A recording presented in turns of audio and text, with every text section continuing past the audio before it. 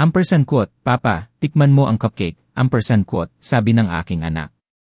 Ang bawat salita ay tila isang matamis na bitad. Alam ko, sa likod ng ngiting iyon, ay may plano, isang pagnanais na makuha ang aking 50 milyong pisong mana. Hindi ko lang siya pinalitan ng plato, pinalitan ko ang kanyang kinabukasan. Ang katahimikan ay aking armas, at ang katotohanan ay aking bala. Ang paghihintay ay mahaba, ngunit ang pagbagsak niya ay magiging isang malaking aral. Bago mo marinig ang buong kwento ng isang amang nanahimik, mag-subscribe ka muna, baka dito mo marinig ang sarili mong tinig. Ako si Mang Tonyo. 62 taong gulang na ako ngayon. Dating nagmamay-ari ng isang maliit na kumpanya ng transportasyon dito sa Maynila, lumaki sa hirap at pinagsikapan ang bawat sentimo. Hindi man ako kasinyaman ng iba, sapat ang aking ari-arian, nasa humigit kumulang 50 milyong piso, para mabuhay ng komportable sa pagtanda. Akala ko noon, wala nang mas mahalaga pa sa kapakanan ng aking pamilya, lalo na ng aking nag-iisang anak. Ang bawat paghihirap, bawat patak ng pawis, ay inialay ko para sa kanya. Ngunit isang gabi, ang gabi ng Pasko, ang lahat ng aking pinaniniwalaan ay gumuho. Araw ng Noche Buena. Ang bahay ni Elena, ang aking anak, ay puno ng ilaw at tawanan. Ang amoy ng hamon, keso de bola, at iba pang handa ay kumalat sa buong kabahayan, kasama ng matamis na halimuyak ng bibingka at puto bumbong. Ngunit para sa akin, ito ang simula ng isang bangungot, isang trahedya na mananatili sa aking alaala habang buhay. Nakaupo ako sa hapagkainan, pinagmamasdan ang aking anak. Lumapit siya, dala ang isang plato ng cupcake, ang paborito ko. Ang kanyang ngiti, napakatamis para maging totoo, at mga mata na puno ng kalkulasyon, hindi pagmamahal. Ramdam ko ang isang kakaibang kutob, isang malabuhayan na pakiramdam na umakyat sa aking likod. Papa, tikman mo ang cupcake, sabi ng anak ko. Nagduda ako at pinalit ang plato sa asawa niya. Sa isang iglap, habang abala ang lahat sa usapan at tawanan, dahan-dahan kong pinalitan ang plato ko sa plato ni Marco, ang aking manugang. Hindi ito napansin ng kahit sino. Naramdaman ko ang isang instant na ginhawa, ngunit kasabay nito ay isang malaking kaba. Ang plato ng cupcake ay nakapatong na ngayon sa harapan ni Marco. Ang ngiti ni Elena ay nanatili sa kanyang labi, nakatuon sa akin, tila nagdiriwang ng isang tagumpay na hindi ko pa naintindihan. Ang sandaling iyon ay isang palatandaan, isang hudyat na magbabago sa takbo ng aking buhay. Doon, sa gitna ng selebrasyon ng Noche Buena, nagsimula ang aking paggunita. Naalala ko ang lahat, ang mga taon ng pagod, ang mga sakripisyo, ang bawat desisyon na ginawa ko para sa pamilya. Ako ay isang ama, galing sa isang mahirap na pamilya sa probinsya, lumipat sa Maynila upang hanapin ang mas magandang buhay.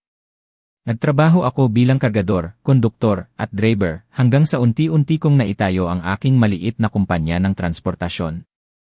Ang aking asawa, si Aling Nena, ay katuwang ko sa lahat ng hirap at ginhawa. Ngunit maaga siyang pumanaw, iniwan akong mag-isa upang itaguyod ang aming nag-iisang anak, si Elena. Siya ang aking inspirasyon, ang aking pag-asa. Lahat ng aking kayamanan, ang 50 milyong piso na aking naipon, ay para sa kanya, para sa kanyang kinabukasan. Ngunit sa paglipas ng panahon, nagbago ang lahat. Ang matamis na cupcake, ang paborito ko, ay naging simbolo ng isang masalimuot na katotohanan. Mula noon, hindi na ako ang dating Mang Tonyo. Ang pagdududa ay kumain sa aking puso. Ang mga tawanan sa paligid ay tila nagiging bulong. Ang mga awiting Pasko ay parang mga paalala ng nakaraang kaligayahan na hindi na maibabalik. Ang bawat kilos ni Elena, ang bawat salita niya, ay tinitimbang ko. Ang pagpapalit ko ng plato, isang simpleng kilos, ay nagbigay sa akin ng bagong pag-asa, ngunit nagbukas din ng pinto sa isang katotohanan na mas masakit pa sa anumang hirap na aking naranasan. Hindi ito ang Noche Buena na inaasahan ko. Ito ay isang Noche Buena ng pagtataksil, ng pagdududa, at ng isang ama na natutong magtanong, magmasid, at mag-isip ng malalim sa unang pagkakataon matapos ang mahabang panahon ng pagiging bulag sa pagmamahal. Ang gabi na ito ang naging simula ng isang paglalakbay na magpapabago sa akin magpakailanman. Naalala ko si Elena, ang aking munting prinsesa, na karga-karga ko pa sa aking balikat habang tumatakbo sa parke, habang magkasama kaming naghahanap ng mga pwedeng pagmasdan sa luneta. Ang nagdrawing ng mga pusong baluktot sa mga lukot na papel, ang may ngiting walang anumang tinatago, at nangako na hindi ako kakalimutan paglaki. Ang bawat luhang pumatak sa kanyang pisngi noong bata pa siya, ay doble ang kirot sa aking puso. Kung kaya kong ibigay ang mundo, ibinigay ko na sana sa kanya. Lahat ng aking pinaghirapan, ang aking negosyo, ang aking mga ari-arian, ang 50 milyong piso na aking naipon, ay itinuring kong para sa kanya, para sa kinabukasan niya. Ngunit hindi biglaan ang pagbabago niya. Dahan-dahan, parang bumabagsak na dahon sa taglagas, unti-unting lumayo ang kanyang puso. Unti-unting nabawasan ang mga tawag, ang kanyang mga tawa ay naging pilit, at ang kanyang mga tanong ay hindi na tungkol sa aking kalusugan, kundi sa aking ari-arian. Madalas na nagtatanong siya tungkol sa aking testamento, sa mga titulo ng lupa, at sa kabuang halaga ng aking 50 milyong piso na ari-arian. Sa tuwing nagtatanong siya, laging may kasamang matamis na ngiti, laging may dahilan, tulad ng ampersand quote, Papa, para po sa seguridad ninyo, ampersand quote, at ako naman, bulag sa pagmamahal, ayaw kong makita ang mga pulang bandila. Ayoko tanggapin na ang anak ko, ang laman ng aking laman, ay nagbago na. Sabi ko sa sarili ko, ampersand quote, anak ko ampersand apos, yan, normal lang ampersand apos, yan, lumalaki na siya, may sarili ng pamilya, ampersand quote, ngunit hindi lang ito paglaki, ito ay paglayo, paglamig ng damdamin. Isang hapon, mga 2 taon na ang nakalipas, hindi ko malilimutan. Nagpapanggap akong nagbabasa ng dyaryo sa sala, habang nag-uusap sina Elena at Marco sa kusina. Hindi sila nag-uusap, nag-aaway sila. Sumisigaw si Elena na pagod na siya sa pagiging mahirap, na kailangan niya ng pera para respetuhin ng ibang tao. Narinig ko ang kanyang mga salita na tila tumutusok sa aking puso, isang babala na hindi ko pinakinggan. Sinabi niya na kailangan niyang ampersand quote, siguraduhin ang kanyang kinabukasan, ampersand quote, at sa kanyang boses, narinig ko ang isang uri ng desperasyon na bago sa akin, isang uri ng ambisyon na hindi ko kailanman nakita sa kanya. Doon ko dapat nakita ang lahat, doon ko dapat kinaharap ang katotohanan. Ngunit pinili kong isara ang aking mga mata, pinili kong maniwala sa ilusyon ng isang mapagmahal na anak. Ang pagmamahal ko sa kanya ay naging piring sa aking mga mata, isang piring na nagbulag sa akin sa lahat ng babala. Ang mga huling buwan bago ang Noche Buena, lalong naging kakaiba si Elena. Madalas siyang dumalaw, nagiging masyadong matamis ang kanyang pananalita, isang matamis na hindi ko kailanman naramdaman noon.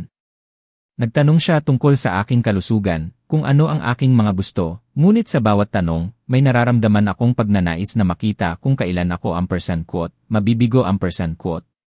Ang kanyang mga yakap ay malamig, matigas, parang may pader sa pagitan namin. Pinili kong isipin na kinakabahan lang siya sa Pasko, sa mga preparasyon. Ang pagiging bulag ko noon ay naging dahilan ng aking malaking pagkakamali. Dahil sa pagmamahal, pinili kong huwag makita ang mga palatandaan, at ngayon, ang lahat ng iyon ay bumalik upang ako ay saktan. Hindi pa man lubusang nawawala ang takot sa dibdib ko mula sa pagpapalit ng plato, biglang nagbago ang ihip ng hangin sa hapagkainan. Mga 15 minuto pagkatapos ng palitan ng plato, si Marco, ang aking manugang, ay biglang napahawak sa kanyang dibdib. Hindi ito simpleng paninikip, para siyang may malalim na sunog sa loob. Namutla siya, unti-unting nawala ang kulay sa kanyang mukha, at ang kanyang tawa ay naputol sa gitna ng isang pangungusap. Ang baso na hawak niya ay lumaylay sa kanyang mga daliri, pagkatapos ay nahulog at nabasag sa sahig. Ang tunog nito ay tila isang matalim na balita na sumira sa tahimik na kasiyahan ng Pasko. Biglang tumayo si Elena, nagpanggap na nagulantang, ngunit ang kanyang mga mata ay naghahanap ng aking mga mata, puno ng takot na hindi na maitago. Sumiklab ang kaguluhan.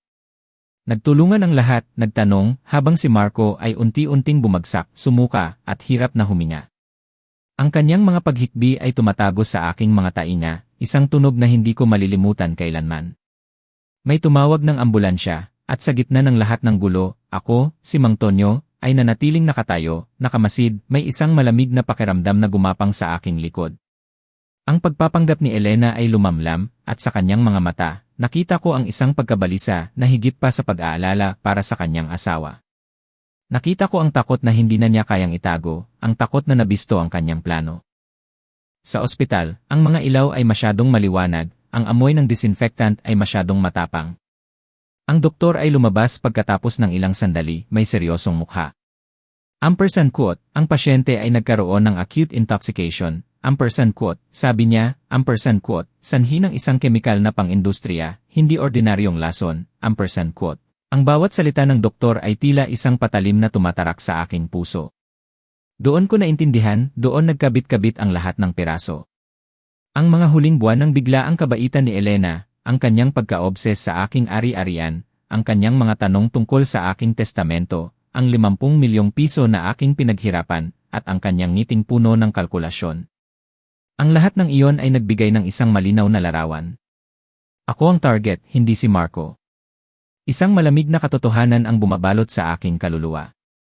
Ang Pasko, na dapat ay puno ng pag-asa at pagmamahalan, ay naging simula ng isang digmaan laban sa sarili kong dugo. Ang anak na aking inalagaan, na aking pinaghirapan, ang siyang nagtaksil sa akin sa pinakamalalim na paraan. Ang mga ngiti, ang mga yakap, ang mga salita ng pagmamahal ay pawang mga panlinlang. Naramdaman ko ang isang matinding galit na unti-unting bumubuo sa aking loob, ngunit pinigil ko ito. Kailangan kong maging kalmado, matalino, dahil ang laro ay nagsisimula pa lamang. Hindi ako maaaring magpadala sa emosyon, dahil ang kalaban ko ay hindi lang isang estranghero, kundi ang aking sariling dugo. Kailangan kong kumilos, hindi para maghiganti, kundi para sa hustisya, at para sa aking buhay. Mga mahal kong kaibigan sa _Apos, tahimik na ama _Apos, channel, kung kayo ay nakikinig pa rin hanggang dito, tulungan niyo po akong mag-comment ng _Apos, isa _Apos, sa ibaba, para malaman kung mayroon pa ring mga kasama ko sa paglalakbay na ito. Ang inyong presensya ang pinakamalaking inspirasyon upang maikwento ko ang huling bahagi, at para malaman kong hindi ako nag-iisa sa pagharap sa mga katotohanang ito. Salamat po sa inyong walang sawang suporta. Kinabukasan, habang nasa ospital pa si Marco at si Elena, hindi ako mapakali. Kailangan kong kumpirmahin ang aking hinala, kailangan kong makita, maramdaman ang katotohanan. Kaya, bumalik ako sa bahay nila. Pagpasok ko pa lang, nasalubong ko na agad ang amoy ng bagong linis, masyadong matindi para maging natural. Ito ay amoy ng desperasyon, ng pagtatago.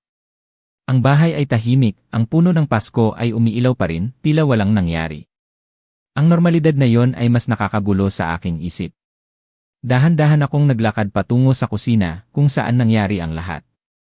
Ang marmol sa countertop ay walang bahid, malinis na malinis. Walang mumo, walang bakas ng harina, walang palatandaan ng pagluluto ng mga cupcake. Masyadong perpekto para sa isang gabi ng kaguluhan. Isinuot ko ang aking salamin, at nagsimula akong magmasid ng may pagtitiyaga na ibinigay sa akin ng mga taon. Binuksan ko ang bawat drawer, mga kubyertos, mga hulmahan, backing paper, lahat ay nasa lugar. Pagkatapos, sinuri ko ang kabinet. Ang asukal ay nasa isang bagong garapon, bagong puno. Ang detalyeng iyon ang nagpatindig ng balahibo ko. Naalala ko ang mga salita ni Marco. Nakita ko siyang may inilagay sa asukal. Kinuha ko ang garapon. Mabigat, masyado para sa kanyang laki. Dahan-dahan kong binuksan. Isang bahagyang amoy kemikal, halos hindi mahahalata, na humalo sa tamis ng asukal. Agad kong isinara ang garapon. Malakas ang tibok ng aking puso, ngunit hindi ito takot.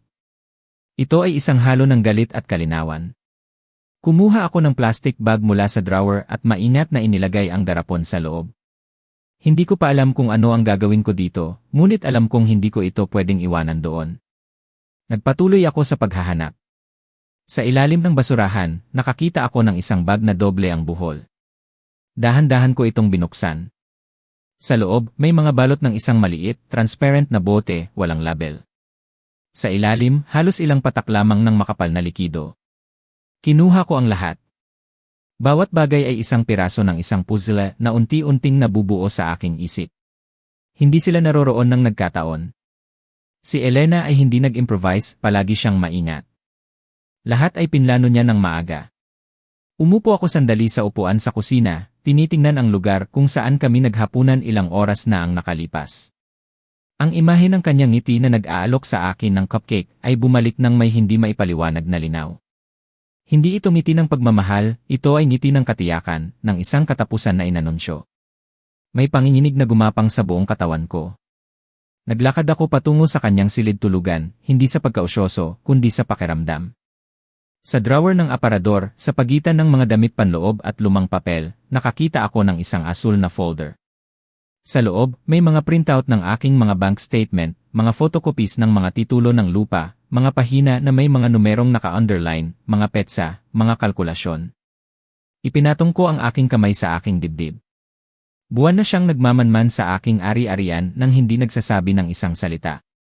Sa mga papel na yon, nakakita ako ng isang nakatiklop na papel na may mga sulat kamay na anotasyon. Ang aking pangalan, ang tinatayang halaga ng bawat ari-arian, isang kabuang halaga na nakasulat sa pula, at sa ilalim, isang salita lamang, Noche Buena. Doon ko naramdaman na nawalan ako ng hangin. Walang duda. Lahat ng ito ay pinlano. Kinunan ko ng litrato ang bawat pahina gamit ang aking telepono. Alam kong may sapat ng ebidensya ang pulisya. Ngunit alam ko rin na minsan, ang isang katotohanan ay kailangan ng maraming patunay upang lubusang paniwalaan. Ang bawat piraso ng ebidensya ay isang patalim na tumatarak sa aking puso. Ang aking sariling anak nagplano ng ganito kalupit na krimen. Nang bahagyang bumuti ang kalagayan ni Marco, pinayagan na siyang makapagsalita. Agad ko siyang pinuntahan sa kanyang silid. Maputla pa rin siya, ngunit may liwanag na sa kanyang mga mata. Bumulong siya sa akin, may kahirapan sa bawat salita, quote, Papa, may inilagay siya sa asukal. Amoy kakaiba, quote, ang kumpirmasyon na yon, mula sa biktima mismo, ang huling piraso na kailangan ko. Ang pagdududa, ang galit, ang sakit, ay nagbigay daan sa isang matinding determinasyon. Oras na para kumilos, hindi para sa paghihiganti, kundi para sa hustisya, at para sa aking kapayapaan. Agad kong tinawagan si Atty. Ramirez, ang aking abogado, at humingi ng isang agarang pagpupulong. Pagdating niya sa aking bahay, ipinakita ko sa kanya ang lahat ng ebidensya, ang mga litrato ng garapon ng asukal at ang mga balot ng bote, ang mga kopya ng aking mga bank statement, at ang testimonya ko at ni Marco. Tahimik niya itong sinuri, at sa kanyang mukha, nakita ko ang pagkabigla at pagkadismaya. Quote, Mang Tonyo, napakabigat po nito, quote, bulong niya. Quote, mas mabigat ang magtiwala ng bulag, quote, tugon ko, may lamig sa aking boses. Sinabi ko sa kanya, quote, gusto kong baguhin ang lahat. Ang testamento, ang mga beneficiary, ang lahat, quote, tiningnan niya ako ng seryoso, at sa kanyang mga mata, nakita ko ang pag-unawa. Naramdaman ko ang bigat ng desisyon, ngunit naramdaman ko rin ang kalinawan. Sa loob ng maraming oras, sinuri namin ang mga dokumento, ang mga ari-arian, ang mga bank account. Nagpasya ako na ang malaking bahagi ng aking ari-arian, humigit kumulang 40 milyong piso, ay ilalaan ko para sa mga donasyon at pondo para sa lipunan. Ibibigay ko ito sa mga ampunan para sa mga batang lansangan sa Maynila, sa mga pondo para sa mga scholarship para sa mga mahihirap na estudyante, at sa mga programa para sa mga matatanda na walang pamilya. Hindi ito paghihiganti. Ito ay pagtatama ng isang mali. Ang bahagi naman na natitira, humigit kumulang 10 milyong piso, ay ilalagay sa ilalim ng isang mahigpit na kondisyon. Si Elena ay makakakuha lamang kung idedeklara ng hukom na siya ay inosente at mapapatunayan ang kanyang tunay na pagsisisi, isang kondisyon na halos imposibleng mangyari. Ipinaliwanag ko rin kay Atty.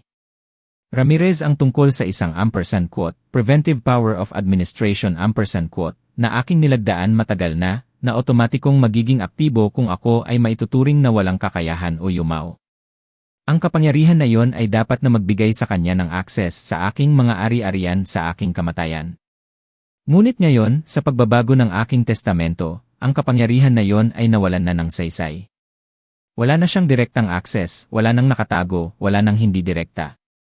Nang matapos kami, naramdaman ko ang isang napakalaking pasanin na nabunot sa aking balikat, tila isang bagay na matagal nang nakakulong ay sa wakas nakawala.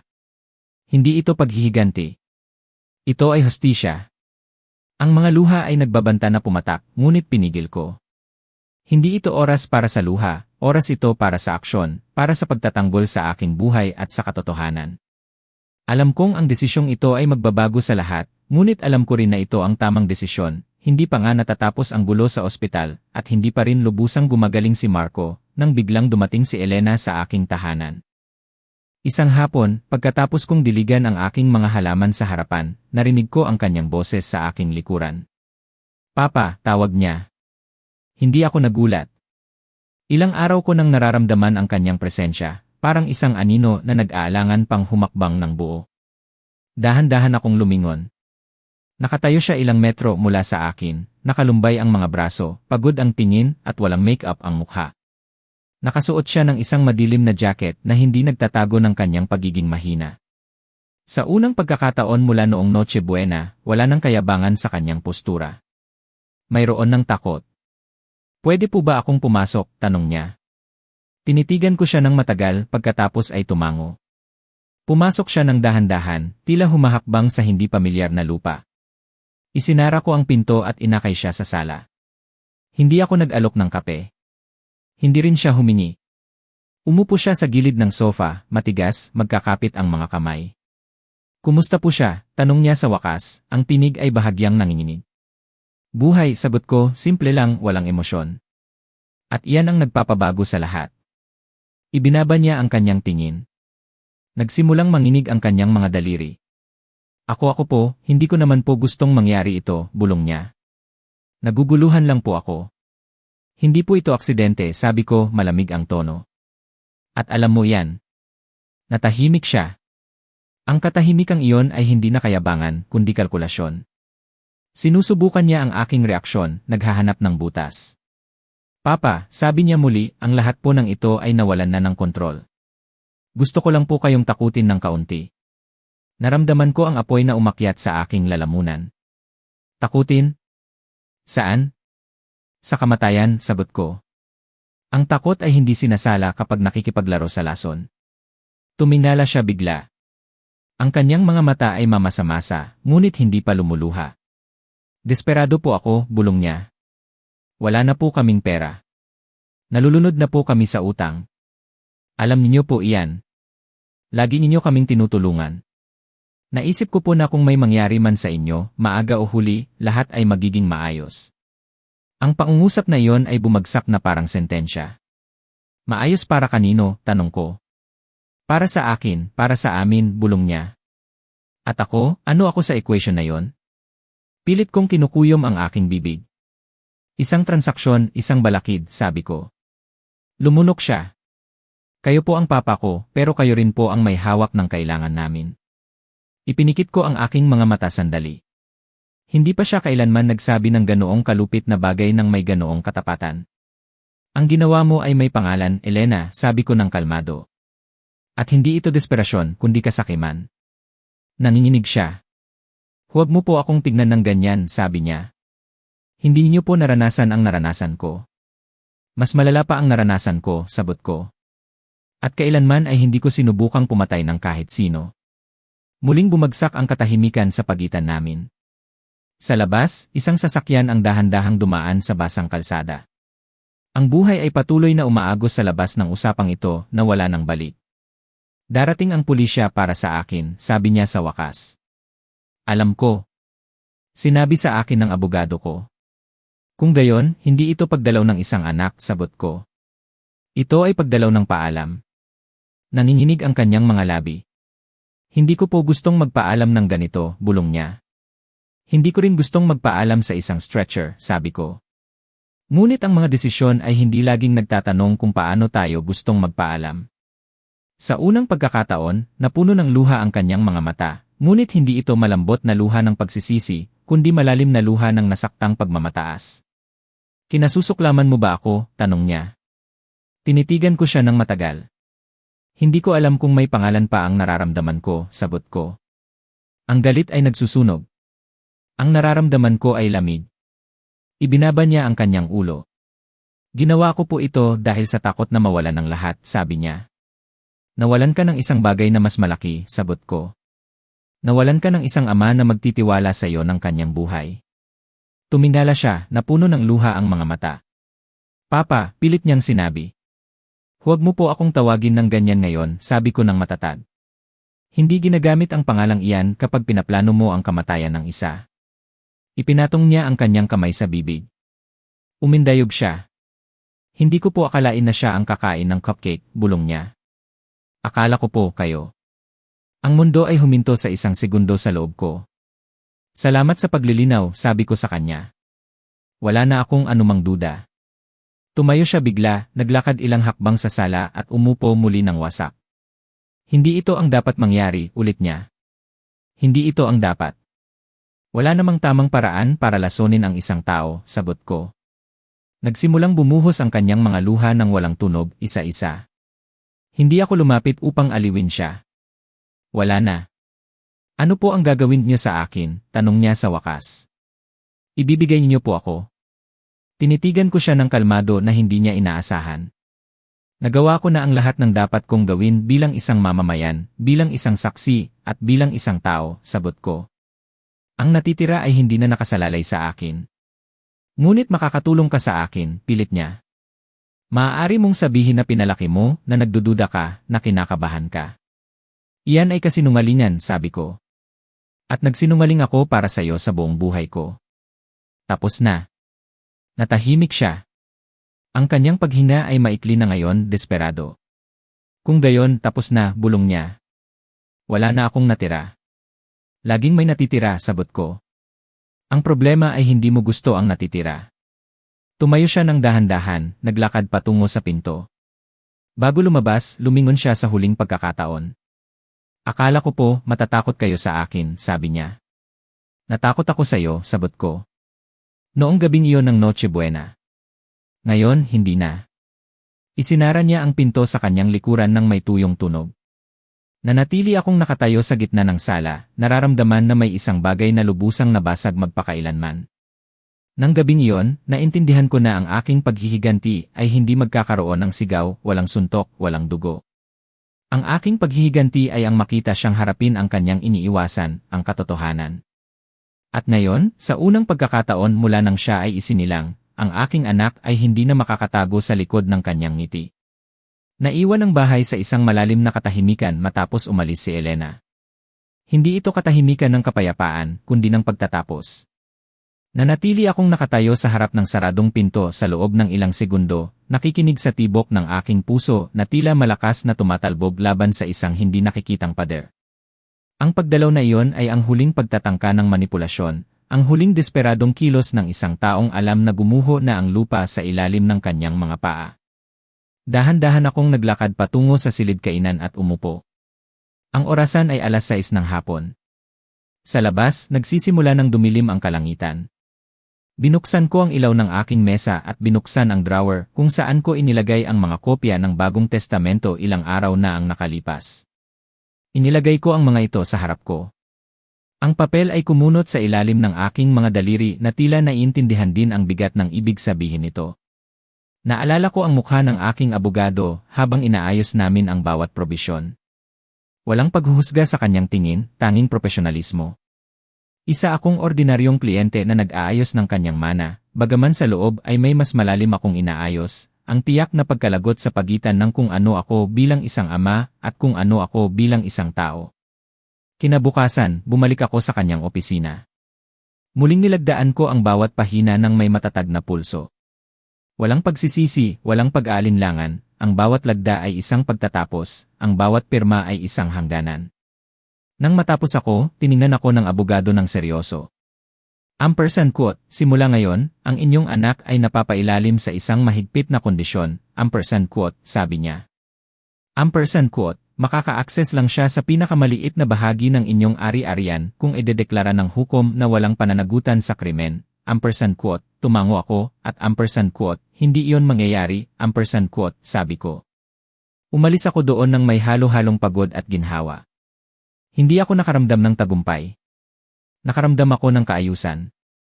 Ang parehong uri ng kaayusan na nararamdaman ng isang tao pagkatapos linisin ang isang sugat na matagal nang may impeksyon, kahit na masakit pa rin.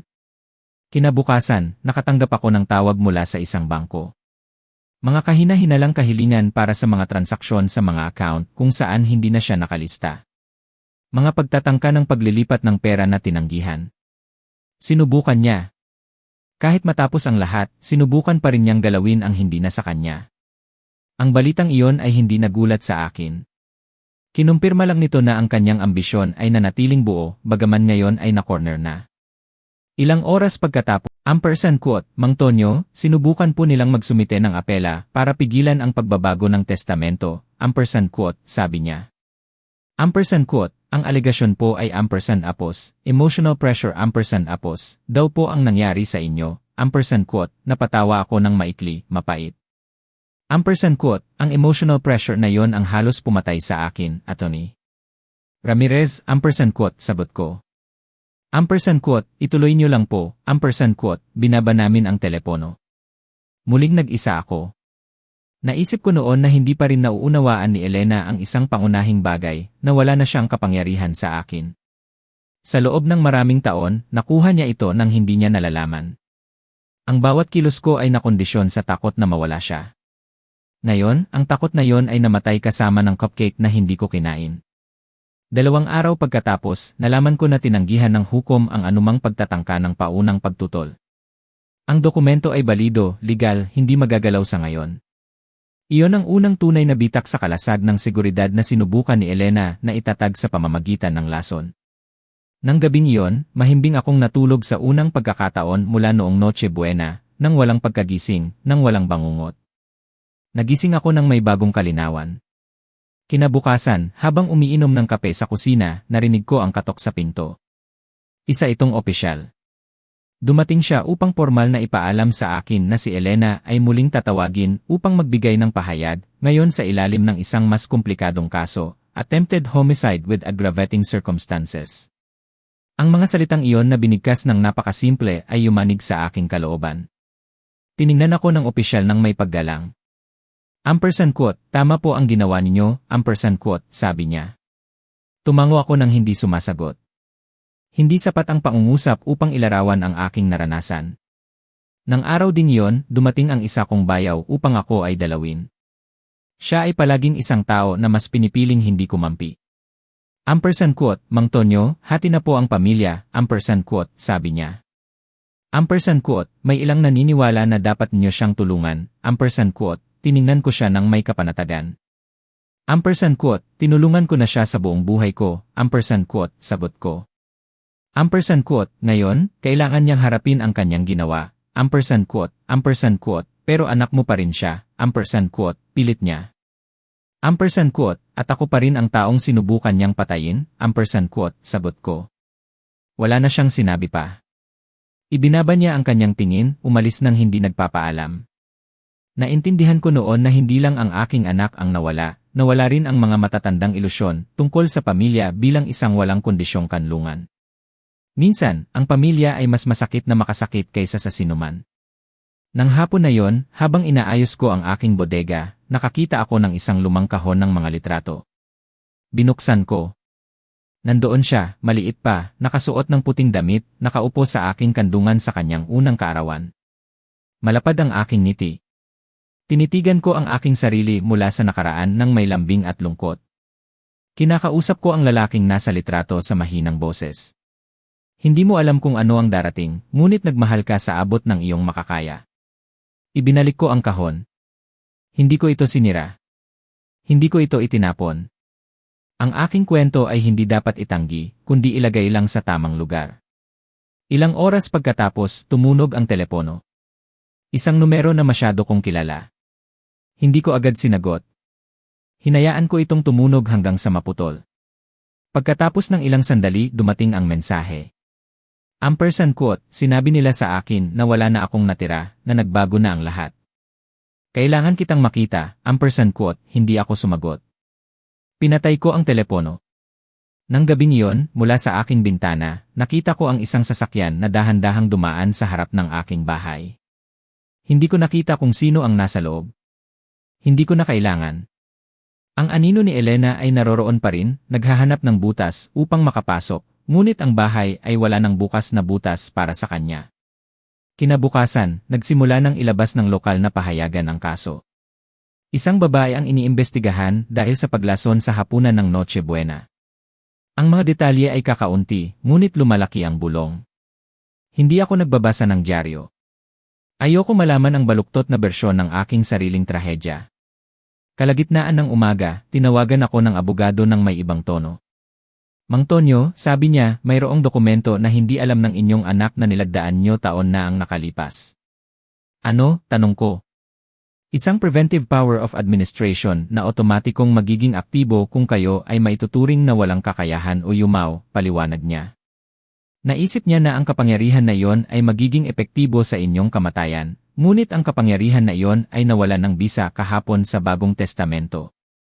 Naramdaman ko ang isang alon ng lamig. Ibig sabihin, wala na siyang akses sa anumang bagay, tanong ko. Eksakto, sagot niya. Walang direkta, walang hindi direkta, walang nakatago. Dahan-dahan kong ibinaba ang telepono. Iyon ang huling suntok na hindi niya inaasahan. Ang lahat ng kanyang plano ay nakasalalay sa kapangyarihan na iyon. Ang dokumentong iyon ang pintuan kung saan siya naniniwala na makakapasok siya sa katapusan ng kanyang laro, ngunit ang pintuan na iyon ay wala na. Sa unang pagkakataon mula noong Noche Buena, naramdaman ko ang isang bagay na parang tahimik na hustisya na nag-aayos ng mga piraso. Nang hapong iyon, nakatanggap ako ng isa pang mensahe mula sa kanya, isang salita lamang. Sinira mo ang buhay ko. Binasa ko ito ng kalmado. Inisip ko ang sagot sa loob ng ilang minuto. Sa wakas, sumulat ako, hindi. Sinubukan mong sirain ang akin. Hindi na siya muling nag-text. Nang gabing iyon, naintindihan ko na ang dokumentong hindi niya nakita ay hindi lang isang legal na papel, ito ay simbolo ng isang mas malalim na bagay. Tumigil na ako sa pagiging ama na nagpoprotekta sa lahat ng gastos, kahit na pinagtataksilan siya. Ngayon, ako ay isang tao lamang na hindi na handang mamatay upang mapanatili ang isang kasinungalingan. At ang kanyang pagbagsak, na noon ay hindi nakikita, ay nagsimulang bumilis ng tahimik. Mga mahal kong kaibigan sa _Apos, tahimik na ama _Apos, channel, kung kayo ay nakikinig pa rin hanggang dito, tulungan niyo po akong mag-comment ng _Apos, isa _Apos, sa ibaba, para malaman kung mayroon pa ring mga kasama ko sa paglalakbay na ito. Ang inyong presensya ang pinakamalaking inspirasyon upang maikwento ko ang huling bahagi, at para malaman kong hindi ako nag-iisa sa pagharap sa mga katotohanan ito. Salamat po sa inyong walang sawang suporta. Dumating ang tawag pagkatapos ng bukang liwayway. Ang tunog ng telepono ay hindi na nakakagulat sa akin tulad ng dati, ngunit nagdadala pa rin ito ng bigat na naging bahagi na ng aking mga araw. Hospital iyon. Ang tono ng nurse ay matatag, profesional, halos solemn. Ang inyong manugang po ay lubos ng gising. Kinuha na po ang formal na pahayag ng pulisya. Kailangan po ninyong pumunta ngayon din eh. Ibinalik ko ang telepono at nanatili sa kama ng ilang segundo. Alam ko kung ano ang ibig sabihin ng araw na yon. Hindi lang ito pagpapatuloy ng investigasyon, ito ang tiyak na sandali kung kailan ang katotohanan ay titigil sa pagiging hinala at magiging pampublikong katotohanan. Dahan-dahan akong nagbihis, parang naghahanda para sa isang libing na hindi ko naman kamag-anak. Sa ospital, mas maraming tao sa pasilyo kaysa dati. 2 ahente ang nagbabantay sa harap ng silid ni Marco. Pagpasok ko, nakaupo na siya ng bahagya sa kama, unti-unting bumabalik ang kulay sa kanyang mukha. Ang kanyang mga mata, pagod pa rin, ay tumingin sa akin nang may halo-halong pasasalamat at hiya. Salamat po sa pagliligtas niyo sa akin nang hindi niyo nalalaman, sabi niya pagkakita sa akin. Umiling ako. Hindi ito kabayanihan, Marco. Ito ay likas na ugali ng matanda. Sinubukan niyang ngumiti, ngunit hindi niya lubusang nagawa. Pagkaraan ng ilang minuto, pumasok ang mga ahente. Kumuha sila ng recorder, hiniling sa kanya na isalaysay ang nangyari muli mula sa simula. Nanatili akong tahimik sa isang sulok. Isinalaysay ni Marco ang bawat detalye nang may katumpakan na hindi nag-iwan ng anumang pagdududa. Ang pagpipilit ni Elena, ang kakaibang lasa, ang biglaang pagkasunog, ang mabilis na pagkahilo. Nang banggitin niya ang garapon ng asukal, nakita ko ang isang pulis na nagpalitan ng tingin sa kanyang kasama. Pagkatapos, tumango ang isa sa mga ahente. Nagkakasundo po sa resulta ng laboratorio, sabi niya. Mayroon pa ring mga bakas ng substance sa kanyang katawan. Pagkatapos, hiniling nila sa akin na magsalita. Isinalaysay ko ang aking natuklasan sa bahay, ang garapon, ang mga papel, ang mga litrato. Bawat salita ay parang isang pako na tumatarak sa kabaong ng kasinungalingan. Sa kalagitnaan ng aking pahayag, nakatanggap ng tawag ang isa sa mga opisyal. Lumayo siya ng ilang metro. Pagbalik niya, nagbago ang kanyang ekspresyon. Kumpirmado po ang isa pang bagay, anunsyo niya. Sa kusina, nakita rin ang mga bakas ng parehong substance sa mga kagamitan na ginamit lang sa paggawa ng mga Iyan po ay sapat na para sa isang agarang warrant of arrest, dagdag niya. Walang nagsalita sandali. Ipinikit ko ang aking mga mata. Ang salitang ipagdakip ay tila masyadong malaki, masyadong tiyak, ngunit wala ng pagbalik. Nasaan po si Elena ngayon? Tanong ko. Nasa kanyang tahanan po, sagot ng ahente, ngunit magbabago po iyan sa mga susunod na oras. Umalis ako sa ospital nang mabibigat ang mga hakbang. Sa labas, ang araw ay sumisikat ng walang katuwiran, halos malupit. Ang mundo ay patuloy na nag-aalok ng isang malinaw na araw habang ang aking buhay ay unti-unting nagkakagulo sa loob. Umupo ako sa isang bangko sa harap ng entrada. Nakita ko ang mga kamag-anak ng ibang pasyente na lumalabas. Nakita ko ang mga yakap, mahinang tawanan, pamamaalam. Naisip ko na sa isang lugar, may nagdiriwang din na may mahal sa buhay na nakaligtas, ngunit sa aking dibdib, walang lugar para sa mga selebrasyon. Kalagitnaan ng araw, muling tumunog ang telepono. Sa pagkakataong ito, ang aking abogado. Mang Tonyo, sabi niya nang walang paligoy-ligoy. Hiniling na po ng piskal ang pagdakip sa inyong anak. Ipatutupad po ang order ngayon. Hindi ako sumagot agad. Tumingin ako sa sahig. Hindi ako nagulat. Naramdaman ko ang isang lumang pagkatalo na gumagapang sa aking mga buto. Salamat po sa impormasyon, sabi ko sa wakas. Ayos lang po ba kayo? Tanong niya. Hindi, ngunit hindi rin ako nagsisinungaling. Binaba namin ang telepono. Ang mga sumunod na oras ay isang tahimik na paghihintay. Naglakad ako sa paligid ng walang direksyon. Binati ako ng mga tao tulad ng dati. Walang nakakaalam at may dala akong lihim na mas mabigat pa sa isang basang bato. Sa bawat kanto, iniisip ko ang sandali nakakatok ang mga ahente sa pinto ni Elena. Iniisip ko ang kanyang ekspresyon pagbukas niya, ang kanyang tinig, ang kanyang pagbagsak. Pagdating ng gabi, nakaupo ako sa aking silid kainan nang biglang inihinto ng balita ang regular na programa. Huling sandali, anunsyo ng host. Agad akong tumingala. Ipinakita nila ang malabong larawan ng isang operasyon ng pulisya sa harap ng isang bahay na agad kong nakilala. Bahay iyon ni Elena. Walang audio, mga larawan lang. Nakita ko ang mga patrol car, mga mausisan na kapitbahay, dalawang ahente na pumapasok. Pagkaraan ng ilang minuto, lumabas si Elena na nakaposa sa pagitan nila. Ang kanyang mukha ay natatakpan, nakayuko ang ulo, suot ang madilim na jacket na isinusuot niya noong dumalaw siya sa akin. Naramdaman ko ang isang buhol sa aking lalamunan na nagpahirap sa akin sa paghinga sandali. Nagkwento ang host tungkol sa isang sinasabing paglason na nangyari sa isang hapunan ng Noche Buena. Hindi nila binanggit ang mga pangalan, ngunit alam kong ang fragment na yon ng katotohanan ay patungo sa isang bagay na hindi na maibabalik. Pinatay ko ang telebisyon, nanatili akong nakaupo sa dilim ng matagal. Hindi ako umiyak, hindi ako sumigaw. Ang mga kalamnan ng aking mukha ay nanatiling matigas, tila ayaw ipahayag ng aking katawan ang isang bagay na hindi ko alam kung paano pigilan pagkatapos. Nang gabing iyon, muling tumunog ang telepono. Isang hindi kilalang numero. Sinagot ko. Mang Tonyo, sabi ng isang matatag na tinig. Ipinapaalam po namin sa inyo na ang inyong anak ay nadakip at inilipat sa Central Police Station. Ang kanyang pahayag ay kukunin sa mga susunod na oras. Naiintindihan ko, sagot ko. Maaari po kayong muling tawagin. Magiging available ako. Binaba ko ang telepono, tumayo at naglakad patungo sa bintana. Tahimik ang kalsada, may ilang ilaw na nakasindi sa mga karatigbahay, mga aso na tumatahol sa malayo.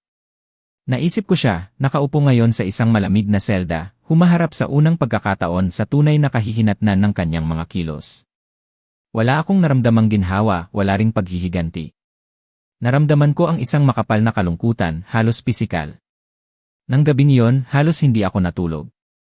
Bawat alaala ng kanyang pagkabata ay bumalik na parang tahimik na alon. Ang kanyang unang araw sa eskwelahan, ang kanyang unang ngipin na nalaglag, ang kanyang unang pagkabigo sa pag-ibig, at ngayon ang katapusang ito na hindi ko kailanman naisip na isusulat ko para sa kanya. Kinabukasan ng umaga, tinawag ako muli ng piskalya. Tinanong nila ako ng mga huling katanungan, ipinaliwanag ng malinaw ang mga kaso, attempted homicide with aggravating circumstances, premeditation, manipulation of toxic substances. Nakinig ako sa bawat salita na tila ito ay bahagi ng isang kwento ng iba, ngunit dala nito ang aking apelyido. Paglabas ko, nakasalubong ko ang isa kong pamangkin. Namumula ang kanyang mga mata. Tito, alam na po ng lahat, sabi niya. Nagulat po ang pamilya. Tumango ako. Ang pagkagulat ay panandalian lang, sagot ko. Ang katotohanan ay panghabang buhay. Nang hapon na yon, nang nagsisimula ng lumubog ang araw, umupo ako ng mag-isa sa kusina. Nagtimpla ako ng kape, dahan-dahan kong ininom. Naisip ko na ang simpleng at tapat na lasa na yon ang siyang pinakamalinaw na hangganan ko sa lahat ng nabahiran. Naintindihan ko na ang araw na lumabas ang katotohanan ay hindi lang ang araw na nadakip ang aking anak, ito ang araw na tuluyan kong tinigilan ang pagprotekta sa isang kasinungalingan na may pangalan ng pag-ibig. At naintindihan ko rin na mula noon, ang kwento ay titigil sa pagiging pribado dahil ipinahayag na ito ng hustisya sa publiko. Ang gabi ng kanyang pagdakip ay mahaba, walang katapusan, tila ang oras ay naging makapal para lang parusahan ako sa bawat segundo ng kamalayan. Nanatili ako sa bahay na nakasindi ang ilaw ng sala, nakaupo sa harap ng mesa kung saan kami madalas magbahagi ng tinapay, tawanan, at pinagkunwaring katahimikan. Sa labas, ang lungsod ay humihinga ng normal, walang kamalay-malay sa pagguho ng isang buong pamilya. Lampas hating gabi, tumunog ang telepono. Ang aking abogado iyon. Mang Tonyo, sabi niya, pigil ang boses. Ang imputasyon ay formal na po. Walang agarang pagpapalaya. Ililipat po siya sa detention center bago magbukang liwayway. Pinasalamatan ko siya sa impormasyon at ibinaba ang telepono. Wala na akong tinanong pa. Hindi ko na kailangan ng mga detalye para malaman na ito ay tiyak na. Kinabukasan ng umaga, nasa lahat ng balita na ang iskandalo. Mga headline, opinyon, haka-haka. Walang bumanggit sa kanyang pangalan, ngunit alam ng lahat kung sino ang tinutukoy. Isang babae ang nadakip dahil sa pagtatangkang lasonin ang kanyang ama sa hapunan ng Noche Buena. Ang pangungusap na iyon ay tumagos sa akin na parang isang mapurol na kutsilyo, malalim, mabagal, imposibleng iwasan. Kalagitnaan ng umaga, nagsimulang dumating ang mga tawag, mga kamag-anak, kakilala, mga taong hindi ko na nakakausap sa loob ng maraming taon. Ang ilan ay naghahanap ng kumpirmasyon, ang iba ay nag-aalok ng kanilang awkward na pakikiramay. Kaunti lang ang aking sinasagot at agad kong binababa ang telepono. Wala akong lakas para makinig sa mga pagbibigay katwiran ng iba. Dumaan ang kanyang asawa sa aking bahay ng araw ding iyon. Maputla, payat, mahina pa rin mula sa pagkalason. Nahihirapan siyang maglakad. Kailangan ko pong pumunta, sabi niya pagkapasok niya. Hindi ko po kayang hindi magsabi ng kahit ano. Umupo kami sa harap ng isa't isa. Sandali, walang nagsalita. Hindi ko po naisip na kaya niyang gawin ang ganoon, bulong niya, mahina ang boses. Nag-aaway po kami tungkol sa pera, pero kailanman ay hindi ko naisip na kaya niyang planuhin ang ganoon. Ako rin, sagot ko. At kilala ko siya simula nang ipanganak siya. Ibinaba niya ang kanyang tingin. Ginamit niya ako, sabi niya, at halos patayin niya ako. Ginamit niya tayong dalawa, sagot ko ng may mapait na kapanatagan. Nananatili kaming tahimik sandali. Hihingi po ako ng diborsyo, sabi niya bigla. Hindi ko na po siya kayang tingnan. Tumango ako. Walang salita para doon. Ang kasal na ginamit niya bilang alibi at bilang instrumento ay gumuho kasama ng lahat ng iba pa. Nang umalis siya, muling naging tahimik ang bahay, isang katahimikan na iba sa mga nakaraang araw, mas mabigat, mas tiyak. Nang hapon na yon, dumating ang isang ahente ng hudikatura na may abiso. Embargo preventivo sa lahat ng ari-arian ni Elena, sasakyan, bank account, properties. Lahat ay frozen hanggang sa bagong order. Nilagdaan ko bilang saksi. Sa paggawa nito, naramdaman ko ang isang bagay na parang pagsasara ng isang pinto na bakal. Ilang oras pagkatapos, nakatanggap ako ng mensahe mula sa isang hindi kilalang numero. Isang abogado na hindi na niya kinakatawan. Binitiw na po ang lahat ng pribadong suporta. Walang gustong humawak ng kaso, nabasa ko ng walang pagkabigla. Kapag ang katotohanan ay lumabas, ang mga katapatan ay naglalabasan din ng gabing iyon, habang kumakain ako mag-isa, ipinakita ng balita ang mga larawan ng paglipat ng mga nakakulong sa provincial jail. Sa pagitan ng mga nakatabing mukha at mga kumikislap na pulang ilaw, nakita ko ang kanyang figura sandali. Naglalakad siya na may escort, nakayuko ang ulo, magulo ang buhok, lukot ang damit. Hindi siya ang tiyak na babae na nag-aayos ng mga eleganteng eksena at nagkukwento ng mga ambisyosong pamumuhunan. Sa unang pagkakataon, tila siya ay isang taong humaharap sa tunay na bigat ng kanyang mga kilos. Wala akong naramdamang kasiyahan. Naramdaman ko ang isang malalim, halos na kalungkutan na ikinagulat ko. Ipinikit ko ang oras, pagkatapos ng lahat ng nangyari, ay nagsimulang gumalaw ng kakaiba. Ang mga araw ay hindi na lumipas ng magaan tulad ng dati, ngunit hindi rin mabigat tulad ng mga unang linggo matapos ang pagdakip. Ito ay isang bagong ritmo na binubuo ng mahabang katahimikan, simple na mga gawain, at isang kapanatagan na hindi nagmumula sa kaligayahan, kundi sa pagkapagod. Nagigising pa rin ako ng maaga, nagtitimpla ng kape na walang asukal, tinitingnan ang kalsada mula sa bintana, na tila naghahanap ng anumang senyales na ang lahat ay isang bangungot lamang. Ang paglilitis ay hindi pa nagsisimula, ngunit ang petsa ay nakatakda na. Bawat umaga, binubunot ko ang isang pahina mula sa kalendaryo na may halo-halong pagtanggap at pag-asa, hindi dahil sa pagkabalisa, kundi dahil alam kong ang araw na yon ang magiging tiyak na pagsasara ng isang sugat na hindi na dumudugo, ngunit hindi pa rin gumagaling. Isang hapon, nakatanggap ako ng opisyal na summons para magpahayag sa paglilitis. Ang sobre ay dumating sa pamamagitan ng certified mail. Binuksan ko ito ng may matatag na kamay nang walang panginginig na kasama ko sa loob ng maraming buwan. Binasa ko ang aking buong pangalan, ang numero ng kaso, ang petsa, lahat ay nakasulat ng may administratibong lamig na kaiba sa kwentong dala ng mga salitang iyon. Inilagay ko ang summons sa drawer ng aking mesa. Hindi ko na kailangan itong balikan ng paulit-ulit. Alam kong eksakto ang dapat kong sabihin, hindi dahil sa legal na paghahanda, kundi dahil ang katotohanan ay maayos na sa loob ko. Ilang araw pagkatapos, muli akong bumisita sa aking manugang sa ospital. Nakalakad na siya ng mag-isa. Payat pa rin siya, ngunit may bagong lakas sa kanyang mga mata. Lilipat na po ako, sabi niya. Malayo sa lugar na ito ay isang magandang desisyon, sagot ko. Ayoko na pong huminga sa parehong hangin na kasama niya. Tumango ako ng walang paghuhusga. Bawat isa ay tumataka sa paraan na kaya niya. Gusto ko pong malaman niyo ang isang bagay, Mang Tonyo, dagdag niya. Hindi ko po kayo sinisisi sa anumang bagay. Kung hindi niyo po pinalitan ang mga plato, hindi po ako nandito. Kung hindi ako labis na nagtiwala noon, sagot ko, marahil hindi ito lahat kinakailangan. Natahimik kami. Pagkatapos, kinamayan niya ako ng may tapat na pasasalamat. Alam kong ang taong ito, na aking nailigtas ng hindi ko sinasadya, ay magiging isa rin sa ilang tao na lubusang nakakaunawa sa lahat ng nangyari. Dumating ang araw ng paglilitis ng hindi ko namalayan. Ang kalangitan ay kulay abo tulad ng maraming beses, ngunit ng umagang iyon, ang kulay abo ay tila mas makapal. Nagbihis ako ng aking madilim na traje na halos hindi ko ginagamit. Tiningnan ko ang aking refleksyon sa salamin. Ang lalaking sumasalamin sa akin ay hindi lang mas matanda, mas payat, mas seryoso, mas may kamalayan. Sa bulwagan ng korte, napuno ng bulungan ng mga tao ang hangin, mga abogado, mamamahayag, pulis, mga mausisa na mukha. Umupo ako sa lugar na itinalaga para sa mga saksi. Hindi ako tumingin sa likuran ng bulwagan hanggang sa narinig ko ang kalansing ng posas. Pagkatapos tumingala ako. Nandoon siya, si Elena, mas maliit kaysa sa aking naalala, lugmok ang mukha, malalim ang mga mata, nakakuba ang likod. Wala nang bakas ng kayabangan na dati niyang ipinagmamalaki. Sa isang sandali, nag-cruise ang aming tingin.